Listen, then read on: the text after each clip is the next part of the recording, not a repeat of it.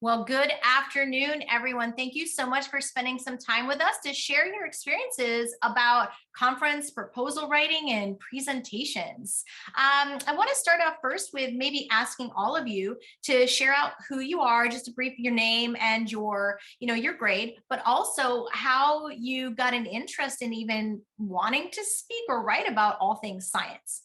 So let's start with Finley. So thank you so much for having me. Yeah, my name is Finley Strauss. I'm in seventh grade. When I first heard about what Ms. Christensen and Mr. Simmons were doing, I was extremely interested. Launching a CubeSat into space, like writing papers for these really high-level conferences, I knew I wanted to definitely be part of the conference and the presenting aspect. So that's where I mainly work in. All right. How about we go to Deanie? Hi, I'm Deanie Vaitsos. I'm a seventh grader currently, and I joined the Aerospace and Innovation Academy because I was really interested with CubeSats.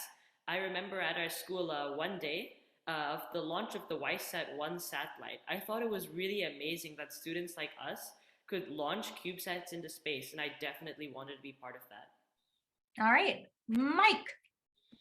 Hi, I'm Michael Mccarty. I'm an eighth grader, and I first got interested in aerospace when I went to the ACES summer camp at the Y School, and Mr. Simmons was hosting it.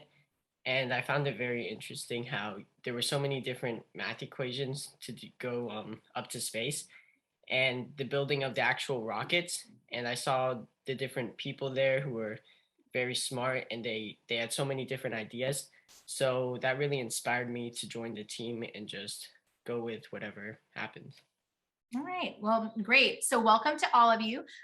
So we're going to talk a little bit today about the actual conferences and the idea of writing these technical papers. Most people don't get these opportunities until they're in college and even after. So what tell us a little bit about maybe what papers you've written for throughout your time with us, or even presented at, and we'll kind of piggyback off of each other. So feel free to just kind of whoever wants to start and then chime in. All right, I'll start then. So most recently, I worked with um, two or three high schoolers on the Mars Lunar rover, and we presented that paper in Dubai. But from my understanding, they started the rover around 2018, so it's been a while, and there's been a lot of testing. But I've only been a part of the team for the last probably 6 months, and I focused more on help write the paper and present it in Dubai.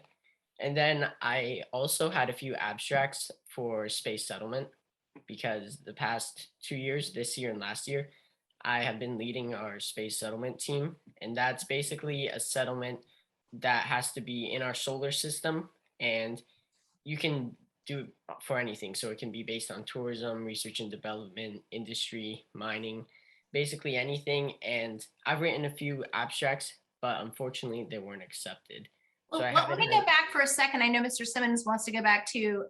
So the part where you were talking about the rover paper. So when you were saying that you had presented that in Dubai, that was for the International Astronautical Congress this year. Is that correct? And it was just happened to be held in Dubai. So what was what was difficult about joining a paper that maybe had already had some work done to it? Were there struggles with that? I think the most difficult part was understanding what had already been done because there had already been prior testing.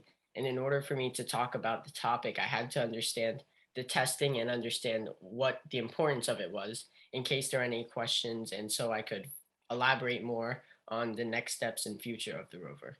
Sure. And here's a question about the interactions you had with the older students. Now, they had been in the CubeSat team before you. What was your high level observation of working with those students? That I think the best part about working with them was then when I messed up on something, they would help me correct it and guide me on how to do better in the future, especially when it came to presenting, because they had a lot more experience with that. And I had some trouble with it in the beginning, but I got a lot better. So it sounds like it was a good working relationship. Would you agree with that? Yeah, I'd agree with that. Okay. Well, any of the other two want to jump in, talk a little bit about some of your experiences, some difficulties, strengths? Yeah, so when I was in fifth grade, a lot of the older members were presenting at the Miss Lear's banquet. And because I was like considering going into the program, Miss Christensen and Mr. Simmons invited me to observe and watch them present. And after I saw them give their presentation, I was just in awe at how they were basically just a year or two older than me, and they were giving such a high level presentation. And I really wanted to be part of that. So the other day, I was comparing my first paper, which was for the International Astronautical Congress, compared to the one I recently did for another conference, and I was just shocked as how my writing has improved so much between when I did my first paper to now, and it's just I've learned so much on how to write properly, which will help me so much later in life. You don't get sick of all my edits? What and what was the second conference you spoke at? So The like one most recently. the American Institute of Aeronautics and Astronautics, the AIAA SciTech conference. Very good. You even spoke at that one where they were in Orlando a couple years back, right? You were a fifth grader then too, if I think. A couple of you were at that one, the SciTech in Orlando, where that whole big group went, right? Oh yeah, I remember that. Right? That was really You've cool. got so many things on your resumes now. All right, Deanie, what about you? Um, I liked presenting at the Hawaii International Conference recently.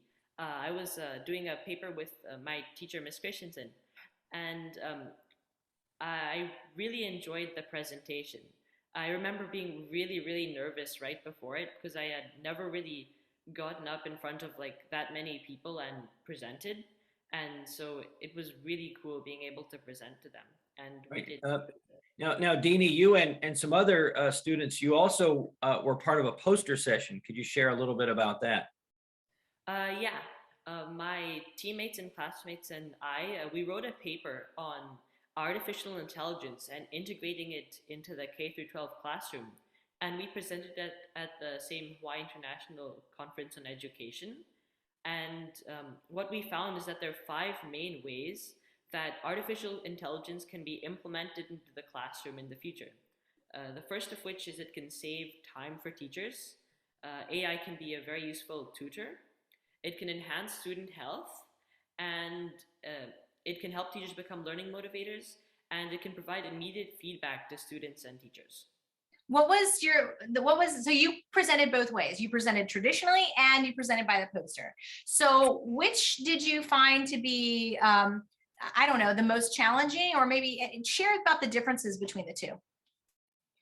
Um, there are a lot of differences. For the podium, it was much more difficult because you had to like memorize like a set script almost and present it there. But the poster was a lot more relaxed because it was more of a discussion, which I liked actually a lot more. And then with the poster, you could go and look at other people's posters during the session, and a lot of people had very cool posters there. Actually, and it's a great way to meet new people, right? To work a poster session. And that reminds me, we have to build some new posters for SmallSat, which will be coming up soon. And that's going to be a great conference in Utah for the satellites. Excellent. Michael, you have worked with a large number of students on something we call the Space Settlement Contest through the National Space Society. What are some of the challenges that you've had in organizing all of these different, students with different viewpoints and trying to make a cohesive paper that will be your submission for this competition? Well, I think one of the biggest challenges this year, and it was actually more of a challenge last year, was how we interacted during COVID, because we did have some in-person meetings, but they were pretty short, around 45 minutes, where now we're having more virtual meetings, and sometimes not everyone is able to attend, or it's harder to convey the actual what we're trying to do. So there are challenges with that, but it also does make it easier when we do have virtual meetings, because we're able to have more meetings, and email's actually been a big part of it. I'd say another one of the challenges was separating the teams out to people's specialties, or what they enjoy. So I think in order to make the teams, you have to understand the pairings of individuals. So if you put an eighth grader with another eighth grader, that might not be the best strategy to go with because this is their final year on the team for space settlement in middle school, and it'd be better for them to lead a separate team and develop sixth and seventh graders rather than work together. And I'd say this year we've been able to effectively do that because we've had about four eighth graders, two sixth graders, and about three seventh graders. So it's pretty evened out, and everyone's been doing pretty well so far. Yeah, I'm always very proud of the ownership that you students take, especially the leader. I've been fortunate for about the last 4 years. We've had really strong student leaders on those, and that paper ends up being, I think it's what, 50 pages with artwork, illustrations, references, everything. It's a very substantive paper, so it's well done. I'm going to turn a question on to you, Mr. Simmons, since some of our listeners may be new, maybe they don't really know at all really what the program does. Do you want to maybe share a little bit about your philosophy that kind of got to where you would have kids writing or doing university level work? Sure. I believe in a very robust version of the growth mindset. I believe in something called blue sky learning. That's the personal philosophy that these students are actively modeling and engaging in. And that involves taking these ridiculous deliverables that should not, 12-year-olds normally aren't thought of as being satellite builders, but they do it, they can do it, they have done it, they will do it again. In addition to the actual aerospace and the CubeSat program, there are many opportunities because this CubeSat mission is going to take 2 to 3 years. So we need ways to keep students engaged, motivated, and help build them. And really, we call it human capital development. We're really trying to help build the next generation of the STEM workforce. So one great way that these students do this is to, as Michael said, find their passions and run with them. As Michael, he might have alluded to, but there are kids who enjoy doing art. There are kids who write music. There are kids who do the CAD drawings or mission patches, more artistic design stuff.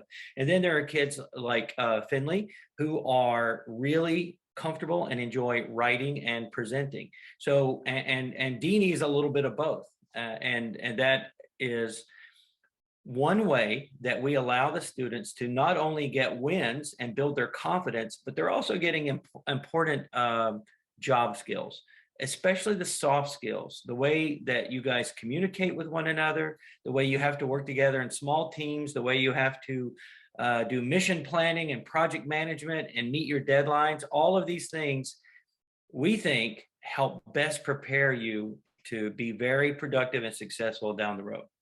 All right. Well, so from your perspective, the students, right? So Mr. Simmons says that, that's the expectation in order to be able to achieve these things, but not every student can do what you all are doing. So what do you think is it about yourselves, or you can speak for yourself as an individual, that enables you to take advantage of these opportunities the way you do?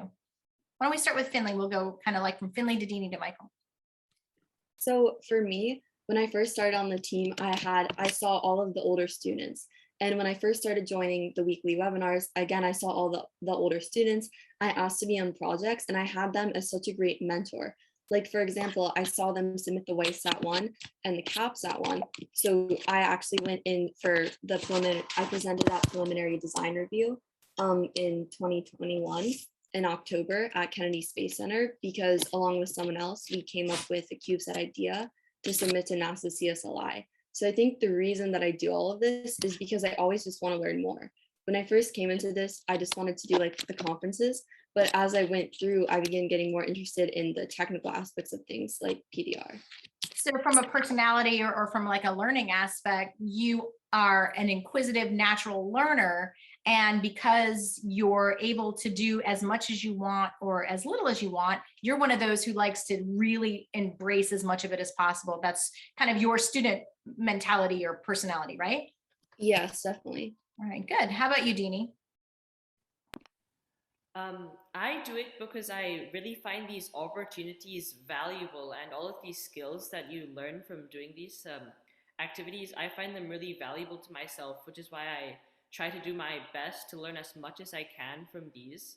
And actually, my family used to live in California and we moved to Florida. One of the main reasons was for this Aerospace and Innovation Academy because it's extremely valuable, which just reinforces how important it is and how much I like it. So what do you think about, so Finley said for her perspective as a student, Deanie, that it was like her desire to want to know more. When you think about your characteristics that enable you to do these things, right? So you liked it, that's one thing. So you're naturally inquisitive too, but obviously there's something that separates you students from like your average kid who might not even turn in his assignments on time. So Deanie, do you also think that maybe there's something like, how do you manage your, like time management keeps coming up and like, how do you manage yourself to be able to do all these things? Is that something that comes naturally for you or? I find time management very difficult at some times. But what I've really learned is that if you take like a big project, like writing a paper, and you break it up over a large amount of time, where each day you just do like maybe a small amount over that large amount of time, it's really useful because then you do not get overwhelmed. Like you're not stuck the entire last night of like a deadline just working on it.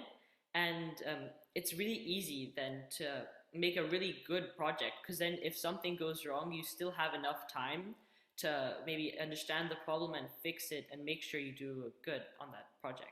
So, All right, Michael, what is it about you that as your personality, as a student that allows you to build your resume the way you are? I mean, I agree with Finley. It's more like a desire to keep learning. And this program is not like something you can find at any other school or any other states, actually. And it's very special in that it allows students to create their own ideas and develop them, and also expose them to the real world environment of aerospace. So I think that passion for learning is very important. And with that, that gives you a desire and a work ethic to get things done and Right. keep working on it. Well, this question, then you may have partially answered it. This goes out to anyone. What are the differences in your involvement with the Wolfpack and the Aerospace and Innovation Academy and your everyday classroom, your standard academic, what you do at school? What would you say are the differences? Or you're learning in general, like the differences in learning, I think. So I think the main difference is here it's so hands-on, like it's more straightforward and it's hands-on because we're actually going to be, if they're accepted, we get to build CubeSats. And for all these conferences, we get to go and actually present. Sometimes at school, we're just like typing up things that we never actually get to use or show our knowledge. It's just kind of like, oh, here's a paper and now it's done. We don't get to go back to that. But here we use our knowledge that we learned from day one all the way throughout the program, which I find is really beneficial. So what you're saying, I think, is exactly like one of our goals is, so instead of just learning something, you're doing something. You're Exactly. fine. Anyone else want to comment on that? I mean, I think another aspect of that is working with other people. And from my experience, I've been able to lead space settlement, but for say Finley, she's been able to lead a CubeSat. And I remember being a sixth grader, I was under one of the eighth graders and he was helping me, and we designed and submitted a CubeSat to the CSLI program. So in school, you're mainly an individual working by yourself, getting your own grades. But I think part of this academy is that you work with other people and it teaches you how to develop relationships and also assess different people and how to be successful with them. It's really, really good comment. Deanie, anything?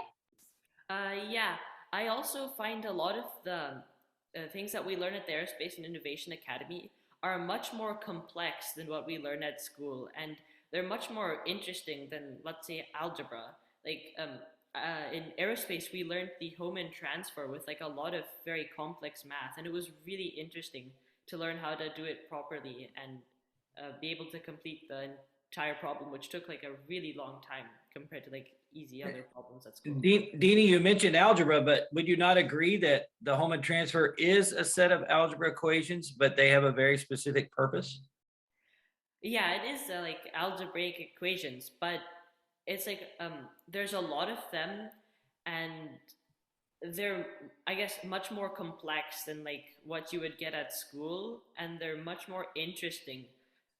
I think it aligns kind of like with what Finley was saying, the idea that you, or maybe it was Michael now, the idea that you're learning something, but you're actually doing it. So yeah, you can learn those mathematical formulas, but when you see them in action, it actually reinforces why we do what we do, right? And So just a couple of quick questions for you about your I don't know if you want to share any fun moments or your favorite moments, but some of you have experience speaking, I don't know, to any number of places like Finley with Amazon or wherever else, specifically Dubai for Michael and Hawaii for Deanie.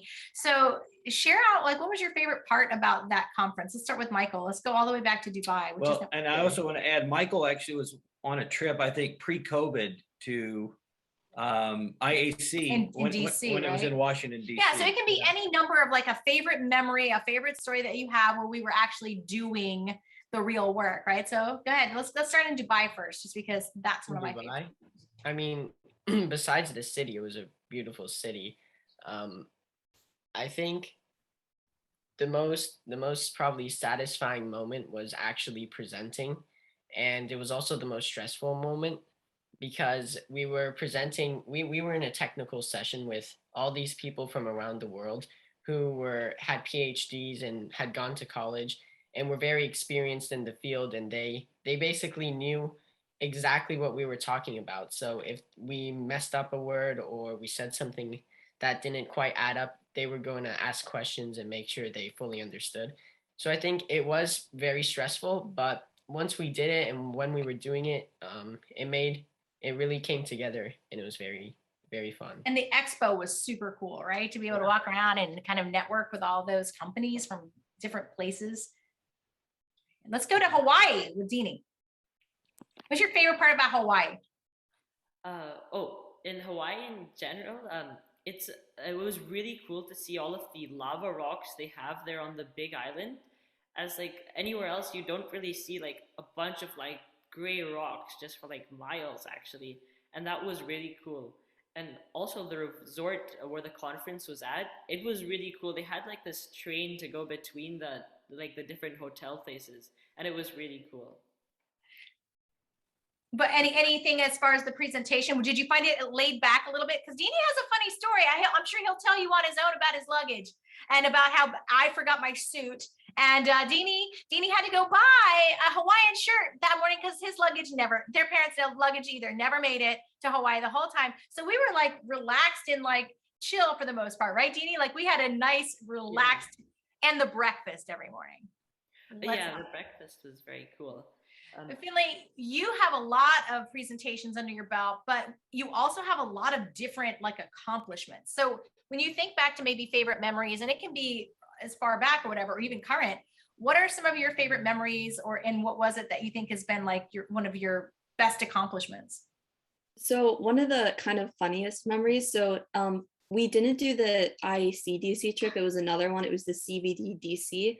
It was virtual. So basically we were going in to present for, I think, one of Matt Gates' staffers, and we weren't sure if he was going to be there.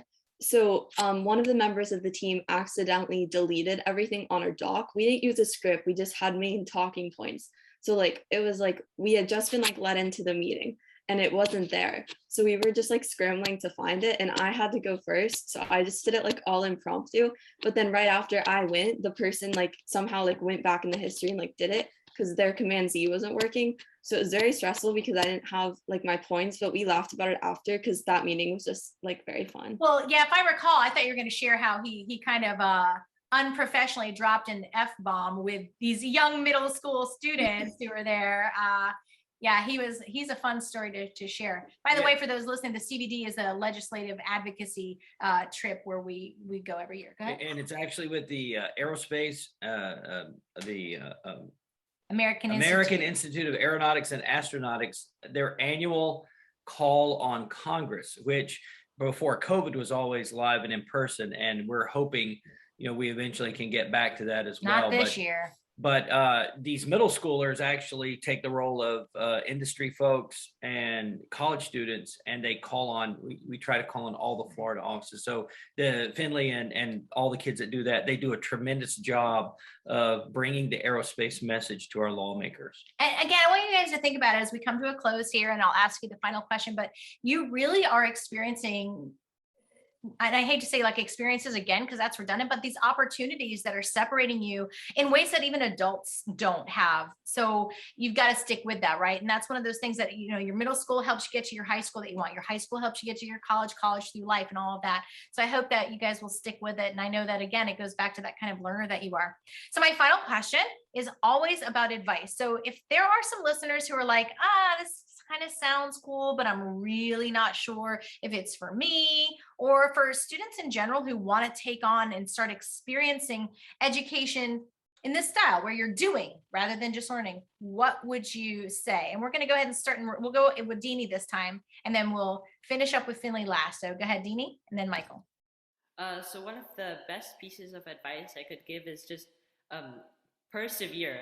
I remember this one time I had to write this script and record a video like by the end of the day, and like at noon I just wanted to give up. I just wanted to send an email like, I'm sorry, something happened and I'm not really able to do it, and I really wanted to, but then I decided to just do it and work on it, and it turned out really nice and the video went great. So just keep going, even if it seems like I can't do this, it's not good, just keep with it.